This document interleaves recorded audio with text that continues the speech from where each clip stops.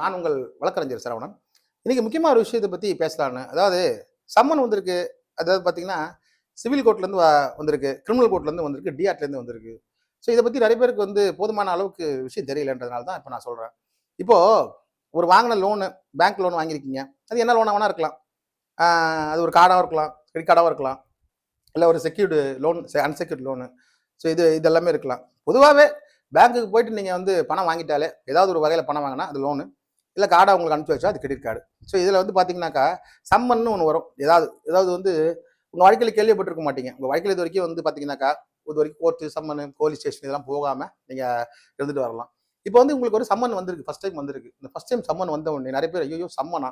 அதாவது படத்துல தானே கேள்விப்பட்டிருப்பீங்க. Sir court, summon, warrant, arrest, pre warrant இதெல்லாம் அது திடீர்னு லோன்க்காக வந்திருக்குனாக்கா, நிச்சயமா அது பெண்களா இருந்தாலும் சரி, ஆண்களா இருந்தாலும் பயப்பட தான் செய்வாங்க. ஸோ இந்த சம்மன் வந்திருக்குனாக்கா, அந்த சம்மன் என்ன? இது எந்தெந்த கோர்ட்லேருந்து வந்தா என்னென்ன பிரச்சனை வரும்? அதாவது பொதுவா லோன் பத்தி நம்ம அதிகமா சொல்லிக்கிட்டு இருக்கோம். இதே பிரைவேட்டா கூட வரலாம். நீங்க அடுத்தவங்ககிட்ட கடன் வாங்கியிருக்கலாம். வாங்கிட்டு அவர் என்ன பண்ணுவாருன்னா, கோர்ட்ல ஃபைல் பண்ணிட்டு உங்களுக்கு சம்மன் அனுப்பலாம். இது முக்கியமாவே சம்மன்ன்றது 2 வகையா வரலாம். ஒண்ணு பணம் சம்பந்தப்பட்ட விஷயத்துல, இன்னொன்னு குற்றம் சம்பந்தப்பட்ட விஷயத்துல. நம்ம குற்றம் பக்கம் போ வேண்டாம். அத பார்க்கறதுக்கு நெறைய பேர் இருக்காங்க. அந்த கொள்ளை, கற்பழிப்பு இந்த மாரி விஷயங்கள், ஆள் கடத்தல் இந்த மாரி விஷயங்கள்லாம் பார்த்தீங்கன்னா, அதுக்கு ஒரு கோர்ட்ல இருந்து சம்மன் வரும். அதுக்கு அரெஸ்ட் ஆகி உள்ள போனதுக்கு அப்புறமா உங்களுக்கு சம்மன் அனுப்பலாம். இல்லன்னா உங்களுக்கு கோர்ட்ல டேட்டும் சொல்லலாம். ஸோ அதுக்கு உங்களுக்கு நெறைய விஷயங்கள் இருக்கு. இப்போ நம்ம சிவில் பொறுத்தவரைக்கும் பார்ப்போம். அதுவும் மெயினா இந்த பணம் சம்பந்தப்பட்ட விஷயங்களுக்கான சம்மன். முதல்ல சம்மன் உங்களுக்கு வருது. சிவில் கோர்ட்ல இருந்து வருது. இல்ல கிரிமினல் கோர்ட்ல இருந்து வருது. இத பார்த்தீங்கன்னா, கிரிமினல் கோர்ட்ல இருந்து வருது அப்படின்னு பார்த்தீங்கன்னா, அப்ப நீங்க கண்டிப்பா ஏதாவது லோன் வாங்கியிருப்பீங்க. அந்த லோன பொதுவா எங்க வாங்கியிருப்பீங்கன்னாக்கா, இந்த என்டிஎஃப்சி மாரி பேங்க்ல, ஆப்ல ஏதாவது ஆப் இன்ஸ்டால் பண்ணியிருப்பீங்க. இல்ல உங்களுக்கு மெசேஜ் அவங்க வாலண்டியரா வந்திருக்கும். உங்களோட மெசேஜ் வந்திருக்கும். இந்த மெசேஜுக்கு பார்த்தீங்கன்னாக்கா, இந்த மாதிரி லோன் வேணுமா? அந்த loan provide loans, personal loans up to 5 lakhs, up to 7 lakhs, we're providing credit card அப்படின்னு சொல்லிட்டு எல்லா இடத்துலயும் ஒரு மாலுக்கு போனீங்கன்னா, ஒரு ஃபார்ம் ஃபில் அப் பண்ணி போனாலே உங்களுக்கு கிரெடிட் கார்டு ஆஃபர்லாம் குடுத்துருவாங்க. ஸோ இப்போதைக்கு கிரெடிட் கார்டு தான் அதிகமான லெவல்ல உலக லெவல்ல ஒரு பெரிய லெவல்ல ஒரு பண டிரான்சாக்ஷன். அத நான் சொல்லியிருக்கேன். அப்புறம் பார்த்தீங்கன்னாக்கா, இதுல கிரிமினல் கேஸ் தான் ரொம்ப ஈஸியா ஃபைல் பண்ண முடியும். ஏன்னு கேட்டுக்கிட்டீங்கன்னா, இப்போ ஒரு ஒரு ஆப்ல உங்களுக்கு ரூ. 50,000 லோன் தரான்னு வச்சுக்கங்களேன். ஒரு ஆப்ல போறீங்க. அந்த ஆப்ல போன உடனே என்ன பண்ணா ரூ. 50,000 லோன் உங்களுக்கு சாங்ஷன்னு சொல்றான். சாங்ஷன் சொன்ன உடனே நீங்க என்ன பண்றீங்க? எதுவுமே பண்ண தேவையில்ல. நீங்க டிஜிட்டல் அக்ரீமெண்ட் மட்டும் சைன் பண்றீங்க. செக் எதுவுமே கொடுக்க வேண்டாம். உட்காந்த இடத்துல இருந்தே உங்க அக்கவுண்ட்ல ஒரு 39,000 42,000 வருது. டாக்ஸ் எல்லாம் முடிச்சுட்டு 43,000 கொடுக்குறான்னு வச்சுங்க.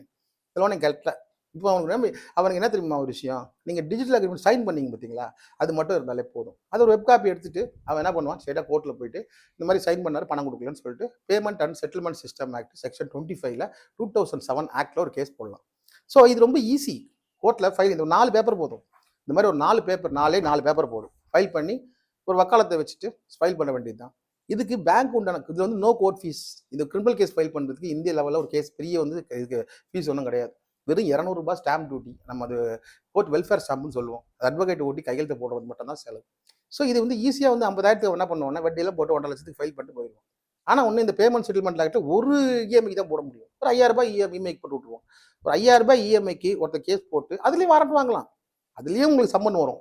அந்த சம்மனை நீங்க ஆப்பீர் ஆகலைனாக்கா உங்களுக்கு வாரண்ட் ஸ்டேஜ் வரைக்கும் போயிடும். பட் இந்த போலீஸ் என்ஃபோர்ஸ் பண்ண மாட்டாங்கன்னு நான் ஆல்ரெடி சொல்லியிருக்கேன். ஏன்னா இந்த ஒரு அமௌண்ட்டுக்காக போலீஸ் இதை கட்டாயப்படுத்தி உங்களை அழைக்க கூட்டு போறது விசாரணை பண்ணுறது எதுவும் இருக்காது. சும்மா கூப்பிட்டு இது மாதிரி வாரண்ட் வந்திருக்கு என்னன்னு பாருங்கன்னு சொல்லி துரத்தி விட்டுருவாங்க. அவ்வளோதான் நடக்கும். ஸோ இதை பார்த்தீங்கன்னாக்கா இதுல பெயிலபிள் நான் பெயிலபிள் 2 இருக்கு. ஸோ இந்த சம்மன்லையும் வாரண்ட்லையும் பார்த்தீங்கன்னா இது நான் சொல்றது கிரிமினல் கேஸுக்காக, அதாவது ஆப் லோன்ஸுக்கும் சொல்றதுக்காக. அதே போல பார்த்தீங்கன்னாக்கா நேரடியாக வாங்கினவங்க ரொம்ப கஷ்டப்படுறது. ஏன்னா இப்பெல்லாம் பார்த்தீங்கன்னாக்கா நேரடியாக லோன் அக்ரிமெண்ட் சைன் பண்ணி வாங்குற மாதிரி சிஸ்டமே இல்லை. எல்லாமே ஆன்லைன்றதுனால இந்த மாதிரி ஒரு கேஸை ஃபைல் பண்ண முடியும். இதுல 2 தான் இருக்கு. ஒன்று பெயிலபிள், இன்னும் நான் பெயிலபிள். பெயிலபிள்ன்றது ஒன்றும் இல்லை. அந்த கோர்ட்டுக்கு அப்பீர் ஆகி ஒரு இது கொடுத்து ஒரு அஃபிடேவிட் ஃபைல் பண்ணி இதெல்லாம் பண்றது அது வேற. அது பெயிலபிள். நான் பெயிலபிள்ன்றது நீங்க பல தடவை வார்னிங் பண்ணி நீங்க கோர்ட்டுக்கு வரலனாக்கா நான் பெயிலபிள் அஃபென்ஸ். அதை கூட நம்ம அட்வொகேட்டை வச்சு நீங்க அப்பீர் ரீகால் பண்ணிக்கலாம். ஸோ அது ஒரு பெரிய விஷயம் கிடையாது. அப்புறம் பார்த்தீங்கன்னா இதுல மெயினான விஷயம் டிஃபென்ஸ். அப்புறம் ஆப் லோனா இருந்தால் மட்டும் ஆரம்ப கட்ட ரெப்ரஸன்டேஷனே போதும். இது என்ன அர்த்தம்னா சொல்றேன். ஆரம்ப கட்ட ரெப்ரஸன்டேஷன் வாட் இஸ் அந்த உண்மையான ஒரு பொருள் என்னன்னா, இப்போ நீங்க ஒன்றும் இல்லை, ஒரு கேஸ் 50,000க்கு 60,000க்கு ஏன் ஒரு 5 லட்சத்துக்கு ஃபைல் பண்றான்னு வச்சுங்களேன் ஒரு பேங்க்கு. அந்த பேங்க் ஃபைல் பண்ணும் போது ஆரம்ப கட்டத்திலே நீங்க ஒரு அட்வொகேட் வச்சு ரெப்ரசென்ட் பண்ணிட்டேன். என்ன நடக்குதுனாங்க, இந்த கேஸ் கட்டு வரும். ஒரு அட்வொகேட் அப்பீல் ஆயிட்டேன்னு சொல்லிட்டு என்ன பண்ணுவோம்னா, ஒரு 317 பெட்டிஷன் வச்சுட்டாங்க. ஸோ அவர் வரல, அவர் வந்திருக்காரு. ஒரு ஆண்டர் கார்டு கவுன்சில் ஆயிடுவார். உங்களுக்கு அப்பீர் ஆகிற நம்ம அட்வொகேட் அங்கே இருக்காங்களே வெஸ்ட் பெங்கால், அவர் ஆண்டர் கார்டு கவுன்சில் ஆயிடுவார். அந்த ஆண்டர் கார்டு கவுன்சில் பேர் வந்துடும். அவங்க கட்டத்துக்கு வச்சிருவாங்க. திருப்பி ஒரு டேட் போடுவாங்க. அதுலேயே இந்த மாதிரி பெட்டிஷன் வச்சுட்டாக்கா ஒரு லாங் டேட்டாக மாறிடும். ஆனால் நம்ம அட்வொகேட் அப்பீல் ஆகிற மாதிரி எதிர் சைடாக வரணும்ல.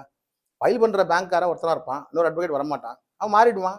அவனும் வரமாட்டான். இப்படியே போயிட்டு கேஸ் டிஸ்போஸ் தான் ஆகும். கட்சி எதிர்கட்சி அட்வொகேட் வரலன்னாக்கா அந்த கேஸ் டிஸ்போஸ்ட், அவ்வளோதான். அந்த கேஸ் வந்து அங்கே தீர்த்து வைக்கப்படும், அதாவது முடித்து வைக்கப்படும், அவ்வளோதான். ஸோ இதுதான் வந்து அதிக லெவலில் இருக்கக்கூடிய ஒரு இந்த கிரிமினல் கேஸ் இவ்வளோதான் வரும். இதுக்கு மேலே பெருசாக வரும்னு சொல்ல முடியாது. இதுக்கு ஒரு பெரிய அளவில் வந்து பொருட்செலவு, அதாவது அட்வொகேட் ஃபீஸும் இருக்காது இதில். ஏன்னா ஒரு நாளைக்கு அந்த மாதிரி ஒரு கோர்ட்டில் ஒரு 20லேருந்து 30 40 வழக்கு வரைக்கும் அந்த ஒரு வழக்காசிரியை பார்த்துடலாம், பிரச்சனையே இருக்காது. அதே மாதிரி அடுத்தடுத்து பெட்டிஷன் வச்சுட்டே இருக்கலாம், அதனால் அதுவும் ப்ராப்ளம் இல்லை. அதை பார்த்தீங்கன்னா இதில் வந்து இந்த பாஸ்போர்ட்டை பிளாக் பண்ணிடுவோம், உங்கள் ஆதார் கார்டை பிளாக் பண்ணிடுவோம், நிறைய ஒரு முட்டாள்தனமான மெசேஜ் வரும் உங்கள் மெசேஜுக்கு. இன்னைக்கு இரவுக்குள்ளே பணம் கட்டல, நாளைக்கு காலையில் உங்கள் ஆதார் பிளாக் பண்ணுறோம், அதை பண்ணுறோம், அந்த அதிகாரி வருவார், இந்த அதிகாரி எல்லாம் அவங்களா பார்த்து டைப்பிங் பண்ண தெரியாமல் பண்ணி அதை டிரான்ஸ்லேட் பண்ணி அனுப்பிச்சி விட்டுறாங்க பேங்க். வேறு வழி இல்லை அவங்களுக்கு, இப்படி மிரட்டலாவது பணம் வருமானு பார்க்கறதுக்காக தான். அப்புறம் வந்து இந்த மாதிரி கிரிமினல் கேஸில் வந்து அக்கௌண்ட் ஃப்ரீஸு, அப்புறம் பிளாக்கு, இதெல்லாம் எதுவுமே வராது. அதிகபட்சம் நீங்கள் கேஸே இருக்க வேணாம்னு நினச்சிங்கன்னா இந்த கேஸ் இந்த ஜூரிஸ்டிக்ஷனில் வராதுன்னு சொல்லிட்டு அந்த ஹைகோர்ட்டில் போட்டு ஒரு ஸ்குவாஷ் பெட்டிஷனை போட்டால் இந்த கிரிமினல் கேஸ் முடிஞ்சு போயிடும், அவ்வளோதான். இவ்வளோதான் கிரிமினல் கேஸ் வந்து பேங்க் போடுறதுக்கான ஒரு அதிகாரமும் இருக்குது, அதுக்கு உண்டான மதிப்பே இவ்வளோதான். ரொம்ப பெரியலாம் ஒரு கிரிமினல் கேஸுக்கு ரொம்ப சம்மனுக்காக வாரண்ட்டுக்காக ஃபீல் பண்ண பேனிக் ஆகாதீங்க. அப்புறம் சிவில் கோர்ட்டு பொறுத்த வரைக்கும் சிவில் கோர்ட்டுன்னு சம்மன் வந்துச்சு வச்சிங்களேன். இப்போ சிட்டி சிவில் கோர்ட் இருக்குது சென்னையில், அதே மாதிரி எல்லா ஊர்லேயும் சிவில் கோர்ட்னு ஒன்று தனியாகவே இருக்கும். அது பெரும்பாலும் பார்த்தீங்கன்னாக்கா சொத்து சம்மந்தப்பட்ட பிரச்சனை, அந்த மாதிரி பணம் சம்மந்தப்பட்ட பிரச்சனை, செக்கு சிவிலாக போடுவாங்க, சிவில் கேஸ் போடுவாங்க. செக் மாதிரி சொத்து இருக்குது, செக்கு பவுன்ஸ் ஆயிடுச்சு, அதை வச்சு அவர் சொத்தை அட்டாச் பண்ணி கொடுக்கணும் போடுற கேஸ் எவ்வளவோ இருக்குது. இதில் பார்த்தீங்கன்னா பெரும்பாலும் சிவில் கோர்ட்டில் பார்த்தீங்கன்னா ரெக்கவரி ப்ராசஸ், அது பேங்க் போட்டுச்சுன்னா ஒன்லி எக்ஸ்பார்ட்டி தான் ஆகும். ஏன்னா அது பேங்க் அதை அப்ரோச் பண்ணி யாரும் நம்ம ஆளுங்க தயாராக இல்லை, நம்ம ஆளுங்க சொல்லணுமே, நம்ம ஆளுங்க எங்கே சிவில் கோர்ட்டுக்கு போய் ஆஜராக இந்த கேஸ் நடத்த போகிறாங்க பணம் இல்லைன்னு சொல்லிட்டு. அதே போல் பார்த்தீங்கன்னாக்கா எக்ஸ்பார்ட்டி டிகிரி ஆர்டர் தான் மெயினாக ஆகும். அதை எடுத்துன்னு ஒருத்தன் ஒரு கோர்ட்டில் வந்து இன்னொரு கோர்ட்டுக்கு வந்து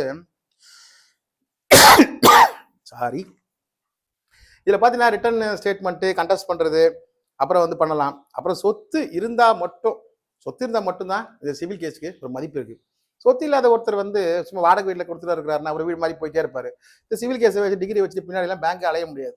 அவனுக்கு ஓரளவுக்கு தான் ரெக்கவரி ப்ராசஸ் பண்ண முடியும். மற்றபடி இந்த ஒரு சம்மனால் சொத்து இருக்கிறவங்க, அதே போல் பார்த்தீங்கன்னாக்கா வேல்யூபிள் அசட்டு, உதாரணத்துக்கு ஒருத்தருக்கு சொத்து இல்லை, ஆனால் அவருக்கு 2-3 ஜேசிபி இருக்குது, 2-3 பஸ் இருக்குது, ஸோ அட்டாச்மெண்ட்டு கண்டிப்பாக போட முடியும். அதே போல் சொத்து இல்லை ஆனால் ஒரு ஃபிக்ஸட் டெபாசிட் ஒரு 50 லட்ச ரூபா வச்சுருக்காருன்னா அதில் போடலாம், எல்லாம் தெரிஞ்சால் போட முடியும். அப்புறமா சொத்து இல்லை ஆனால் ஒரு 20 பவுன் நகை அவருக்கு பேங்க்கில் அடமானம் வச்சிருக்காரு சொன்னால் அதையும் ப்ளீஸ் பண்ணி வைக்கலாம். ஸோ ஒரு சிவில் கோர்ட் சம்மனால் இவ்வளோ தான் பண்ண முடியும். இது பார்த்தீங்கன்னா பெரும்பாலும் ஃபஸ்ட்டு நோட் பண்ணிங்க, செக்கு கொடுத்து பவுன்ஸ் பண்ணிட்டு கிரிமினல் கேஸ் போடாமல் சிவில் கேஸுக்கு வந்துட்டாருன்னு அப்படி வச்சிங்களேன், அது ரெக்கவரியில் போடலாம். ரெக்கவரியில் போட்டு நீங்கள் என்ன சொத்து இருந்தாலும் அடையாளம் காட்டலாம், இந்த சொத்து இங்கே இருக்குது, இந்த சொத்து இங்கே இருக்குது, அதில் அட்டாச்மெண்ட் போடணும், அதில் டிகிரி வாங்கி அட்டாச்மெண்ட் இபி கோர்ட்டுக்கு போய் அட்டாச்மெண்ட் போட்டுடலாம். ஸோ ஒரு சிவில் கோர்ட்லேருந்து ஒருத்தருக்கு சம்மன் வருதுன்னா முதல்ல பார்த்தீங்கன்னாக்கா பேங்க் தான் வரும். பேங்க்கு அப்படி இல்லைன்னா தனிநபர் இவங்கெல்லாம் போடுறது வந்து. ஆனாலும் சொல்கிறேன், இவ அத்தனைக்கும் ஒரே ஒரு விஷயம், ஒருத்தனுக்கு வந்து அந்த பேன் கார்டில் லிங்க் ஆகிருக்கிற அசட் தான் முக்கியம். ஒருவேளை எங்கேயாவது ஒரு இடத்துல வந்து மறைமுகமாக ஒரு ஹவுசிங் லோன் வாங்கியிருக்கலாம், அந்த ஹவுசிங் லோனில் செகண்ட் அட்டாச்மெண்ட் போடுங்க. இப்போ வந்து ஆதார் ஹவுசிங் ஃபினான்ஸில் ஒருத்தருக்கு ஒரு லோன் இருந்தது, அவர் என்ன பண்ணுறாருனாக்கா ஒரு செக்கை வச்சு ஒருத்தர் கோர்ட்டுக்கு போகிறாரு.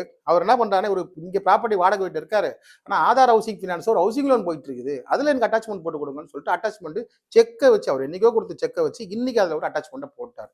இதுவும் கவனிக்காமல் இருக்கிறது பெரிய தப்பு. சிவில் கோர்ட்லேருந்து சம்மன் வந்துச்சுன்னா அந்த சம்மன் வந்து எத்தகையது, அதுக்கு என்ன பேஸ் பண்ணியிருக்கு, அதோட என்ன ப்ரேயர் என்ன கேட்டிருக்காங்க அப்படின்றதெல்லாம் க்ளீனாக ஒரு அட்வொகேட்டை வச்சு நீங்கள் காப்பி ஆஃப் பப்ளிகேஷனை போட்டு வாங்கி அதை பார்க்கணும். பார்த்தா தான் உங்களுக்கு தெரியும், அதுக்கு உங்கள் அட்வொகேட் அப்பியர் ஆகணும். ஸோ சிவில் கேஸு சாதம் அணைக்கூடாது, நேரம் ஆகலாம், ஆனால் என்னைக்கு இருந்தாலும் ஒரு நாள் சிவில் கேஸில் தீர்ப்பு வந்துடும். சிவில் கேஸை அவ்வளோ சீக்கிரமாக வந்து டிஸ்போஸ் பண்ண முடியாது, ஆனால் கிரிமினல் கேஸை ஈஸியாக டிஸ்போஸ் பண்ண முடியும். புரியுதுங்களா? அப்புறம் டிஆர்டி, இதுதான் இங்கே ஒரு பெரிய இன்னைக்கு இருக்கிற பெரிய லோன் வாங்கினவங்களுக்கு ஒரு தலைவலியே. 20 லட்சத்துக்கு மேலே வாங்கின லோன் எல்லாத்துக்குமே டிஆர்டி தான் போவாங்க. 20 லட்சம் ஒரு பர்சனல் லோன், ஒரு பிஸ்னஸ் லோன், கிரெடிட் கார்டு கிடையாது, பிஸ்னஸ் லோன் பர்சனல் லோன் ஒரு 20 லட்சத்துக்கு மேலே வாங்கியிருக்கீங்கன்னா கண்டிப்பாக டெப்த் ரெக்கவரி ட்ரிபியூனல் போவான். ஏன்னா அது அந்த ரெக்கவரி சர்டிஃபிகேட் வாங்கிட்டா நீங்கள் ஏற்கனவே வாங்கின சொத்து, ஃபியூச்சரில் வாங்க போகிற சொத்து எல்லாம் காலியாகிடும். அதை வச்சுக்கிட்டு அதெல்லாம் வந்து உங்கள் பிளாக் பண்ணிடலாம், சீஸ் பண்ணிடலாம், ஃப்ரீஸ் பண்ண என்ன வேணாலும் பண்ணலாம் டிஆர்டி சர்டிஃபிகேட்டை வச்சுட்டு. ஆனால் டிஆர்டி சர்டிஃபிகேட்டை டேரெக்டாக அரெஸ்ட்லாம் பண்ண முடியாது. டிஆர்டி சர்டிஃபிகேட்னு ஒன்று வாங்கிட்டுன்னு வச்சுக்கோங்க, 20 லட்ச ரூபா ஒருத்தர் வந்து லோன் வாங்கி, எனக்கு வந்து ஒரு பாய் ஒருத்தர் 50 லட்ச ரூபா வாங்கினாரு, வாங்கிட்டு அவருக்கு ப்ராப்பர்ட்டி எதுவும் இல்லை, பட் நம்பி வாங்கினாரு, பட் பிஸ்னஸ் பண்ண முடியல, பெரிய லாஸு. இவர் ரெண்டட் ஹவுஸில் இருக்கிறாரு, பட் ஏதோ வேலை பார்த்துட்டு இருக்காரு. இப்போ டிஆர்டி சர்டிஃபிகேட் இருக்குது, ஒன்றும் பண்ண முடியாது, அரெஸ்ட்லாம் பண்ண முடியாது. ஏன்னா அவர் வந்து டிஃபால்ட்டர் தான், ஆல்ரெடி அவருக்கு சூட் போட்டு வச்சிருக்கிறோம். ஸோ நாட்டு டிஸ்டர்ப் பண்ண முடியாது. ஆர்பிட்ரேஷன் செல்லில் போயிட்டு இருக்கு. இப்போ ஆர்பிட்ரேஷனும் போயிட்டு டிஆர்டி சர்டிஃபிகேட்டும் வாங்கி வச்சிருக்கான். இப்போ இந்த டிஆர்டி சர்டிஃபிகேட் எப்படி யூஸ் ஆகும்னா, நாளைக்கு அவர் இடம் வாங்கினாலோ, ஒரு இடத்த வாங்கி வச்சிருந்தாலோ, இல்ல ஏற்கனவே இருக்கிற ஒரு கூட்டு பட்டாலேருந்து இன்னைக்கு அவருக்கு சொத்து வருது. அந்த சொத்து அவர் பேர்ல வந்துருச்சுன்னா, அத ஃப்ரீ இது பண்ணிடலாம். கோர்ட் மூலமா அத வந்து அட்டாச்மெண்ட் போட்டுடலாம். ஸோ இந்த மாரி ஒரு விஷயங்களுக்கு தான் இந்த டிஆர்டி சர்டிஃபிகேட் வந்து பார்த்தீங்கன்னா, சம்மன் வரும். பட் டிஆர்டி சம்மன் வந்துருச்சுன்னா, நிச்சயமா வந்து அதுக்கு அப்பீர் ஆகணும். அது அப்பீர் ஆயிட்டு என்ன பண்ணணும்னா, கவுண்டர் குடுக்கணும். கவுண்டர் குடுக்கணும். அந்த மாரி எங்களால கட்ட முடியாது. இல்ல எங்களுக்கு வந்து சிச்சுவேஷன் இல்ல. எங்களுக்கு வந்து ஃபினான்ஷியல் அசெட்ஸ் இல்ல அப்படின்றத கொடுக்கணும். அப்புறம் ரிட்டர்ன் ரிப்ளை ரொம்ப முக்கியம். ஏன்னா ஒரு டிஆர்டி சர்டிஃபிகேட் டெப்த் ரெக்கவரி சர்டிஃபிகேட்ட வந்து நீங்க எக்ஸ்பர்ட் ஆகக்கூடாது. இது பர்சனல் லோன்ல சொல்றேன். பர்சனல் லோன்ல நிறைய பேர் உங்களுக்கு தெரியாம கூட ஆயிருக்கலாம். தெரியாம ஆயிருக்கலாம். நாளைக்கு சின்னதா ஒரு சின்ன ஒரு டிரான்சாக்ஷன் பேன்ல ஆனா கூட உதாரணத்துக்கு ஏதோ ஒரு கல்யாணத்துக்கோ இதுக்கோ ஒரு 20,00,000 30,00,000 உங்க அக்கௌண்ட்ல தற்காலிகமா வருது. இவன் என்ன பண்ணுவான்னா பேன் நோட் பண்றோம்னு கண்ணு தெரிஞ்சிரும். தப்பு என்ன பண்ணுவான்னா இதை வச்சு தப்புன்னு கோர்ட் அட்டாச்மெண்ட் போட்டு இது பண்ணிடுவான், லீன் பண்ணிடுவான். ஸோ அந்த மாதிரி ஒரு யதார்த்தமான சுச்சுவேஷன்ல டிஆர்டியில் உங்களுக்கு ஏதாவது டிஆர்டி சர்டிஃபிகேட் பேங்க்காரங்க வாங்கியிருக்காங்களா அப்படின்றத பாருங்க. டிஆர்டி சர்டிஃபிகேட் வாங்கினா உங்களுக்கே அனுப்பிச்சு விடுவான். சில பேர் வாரண்ட் சொல்லி கலெக்ஷன் ஏஜென்ட் மிரட்டுறதும் உண்டு. பட் நீங்க அதை ஜாக்கிரதையா பார்க்கணும். டிஆர்டி சர்டிஃபிகேட்னா அது என்ன, எப்போ வந்து வாங்கினாங்கன்னு. அதுக்கு அப்பீல்லாம் இருக்கு. பட் இப்போ சொல்றேன், சொத்து இல்லாதவங்க அது அப்பீலுக்கு வந்து போக வேண்டியதில்லை. ஒரு லீகல் ஒப்பீனியன் அட்வொகேட்டை வாங்குறது முக்கியம், கண்டெஸ்ட் பண்றது முக்கியம். அதே போல ரொம்ப ப்ராப்ளமா இருந்தால் ஸ்டே பெட்டிஷன் கூட வாங்கிக்கலாம். புரியுதுங்களா? அப்புறம் பார்த்தீங்கன்னாக்கா டோட்டலி சிவில் கோர்ட்டு ரெக்கவரி தான். கிரிமினல் கோர்ட் சிவில் கோர்ட்லேருந்து சம்மன் வந்துச்சுன்னா ரெக்கவரி ப்ராசஸ் அது நான் கிளீனாக சொல்லிட்டேன். ஸோ இது ஒரு பாயிண்ட் ஞாபகம் வச்சுங்க. கிரிமினல் கோர்ட்லேருந்து வந்தால் ஒரு குற்றம் நடந்ததா இல்லையா அப்படின்னு பார்க்குறது தான் அந்த மேஜிஸ்ட்ரேட்டோட வேலை. பணத்தை ரெக்கவர் பண்ணி தர வேலை அவருக்கு கிடையவே கிடையாது. அது ரொம்ப ஸ்லோ. பேங்கை பொறுத்த வரைக்கும் ரொம்ப ஸ்லோ. அது 1 இயர்ல டிஸ்போஸ் ஆகிடல. பட் ரெப்ரசன்டேஷன் இஸ் மஸ்ட் அப்படின்னு சொல்லியிருக்கேன். அப்புறம் டிஆர்டி பொறுத்த வரைக்கும் அது வந்து ரொம்ப 20 லட்சம் மேலே இருக்கிற அமௌண்ட்டாக இருக்கணும். அது மட்டும் இல்லாமல் பேங்க்கு அண்டு பெரிய ஃபினான்ஷியல் இன்ஸ்டியூஷனாக இருக்கணும். அவங்க தான் வந்து இந்த டிஆர்டி சர்டிஃபிகேட் போவாங்க. இது ஒரு வகையில் பேங்குக்கும் லாபம். ஏன் தெரியுங்களா? நாளைக்கு அவங்க லாஸ்ட்ல காட்டும் போது நாங்கள் ஆல்ரெடி டிஆர்டியில் போய் டெப்த் ரெக்கவரி சர்டிஃபிகேட் வாங்கியிருந்து எங்களை ரெக்கவரி பண்ண முடியலன்றத அவங்களோட அக்கௌண்டன்ட் இதை காட்டுவார் இன்கம் டேக்ஸில். ஸோ இதோட இந்த சம்மனுக்கு உண்டான இந்த 3 கோர்ட்லேருந்து வந்ததுக்கான விவரம் சொல்லிட்டேன். நிறைய பேர் கேட்டிருந்தீங்க. அதுக்கு உண்டான பதிலை தான். நன்றி, வணக்கம்.